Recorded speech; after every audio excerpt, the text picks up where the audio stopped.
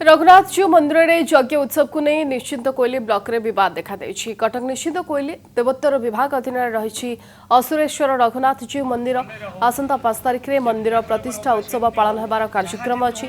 यज्ञ उत्सव संबंध में स्थानीय मल्लीपुर ग्रामवासी को सूचना दि जाएनि। यहाकु नहीं शताधिक ग्रामवासी मंदिर सम्मुख में विक्षोभ करिसेंति।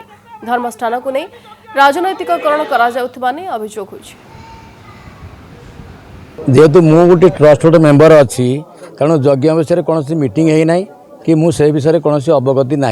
आज सका पिला समस्ते ग्राम आम गाँ पिला समस्ते मत डाक पचारे जेहेतु आप ट्रस्ट गोटे मेम्बर अच्छा आमको उत्तर दिंतु यज्ञ हम कि ना से डाकिले ये बसलु आम मुझे मुझे ये जानी यज्ञ हम कि ना।